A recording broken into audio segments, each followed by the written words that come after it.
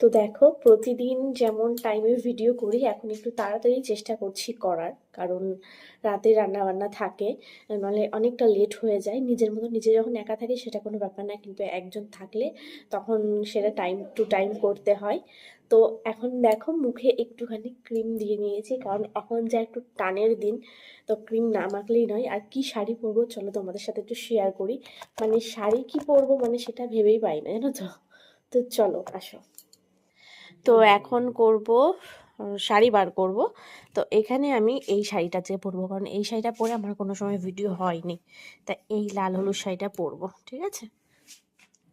তো শাড়ি পরে তারপর আবার তোমাদের সাথে দেখা করছি। তো এই দেখো, রেডি হয়ে গেছি, তা কেমন লাগছে জানিও।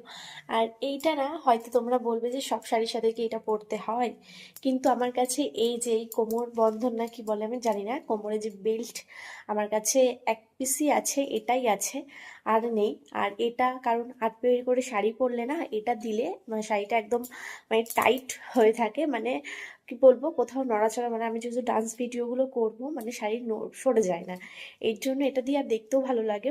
আর আমি চেষ্টা করব আরও দুটো তিনটে কেনার এরকম, কারণ এটা আমার কাছে একটা ছিল বলে এটাই আমি এখন আপাতত ইউজ করছি। তো যাই হোক, এ দেখো লাল হলুদ শাড়ি পরেছি, কেমন লাগছে একটু জানিও। জানি হয়তো ভালো লাগছে। আর বেশি কিন্তু সাজিনি একদমই, শুধু একটু হালকা কাজল দিয়েছি। আর ওপরে কি দিয়েছি না, তো যে চোখের ওপরটা কি দিয়েছি বলো তো, চোখের ওপরটা দিয়েছিল ব্লাশার। আমার কাছে যেই মানে প্যালেটটা, মানে আইশ্যাডো প্যালেটটা নেই, মানে নষ্ট হয়ে গেছে, আমি ফেলে দিয়েছি, মানে ডেট ওভার হয়ে গেছে বলে। তা একটা সুন্দর আইশ্যাডো প্যালেট কিনতে হবে আমার।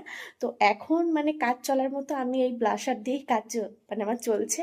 তোমরাও জানিও যে তোমাদের এরকমভাবে কীভাবে কাজ চলে, মানে আমার মধ্যে এরকম কে কে করো।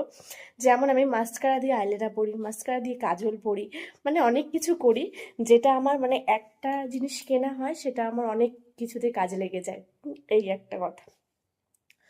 যাই হোক, দেখো এখন যখন রেডি হলাম, এখন মুখটা কেমন লাগছে, আর ভিডিও করার পরে যে কেমন লাগে তোমাদের সাথে শেয়ার করবো, যে ভিডিও করার পরে কেমন লাগে আমাকে দেখতে। তো চলো ভিডিওগুলো করা যাক। টাটা। কি একটা ব্লান্ডার হয়ে গেল বলো তো। এখন রেডি হয়ে গেছি, এখন দেখছি আমার ফোনে চার্জ নেই, লো ব্যাটারি।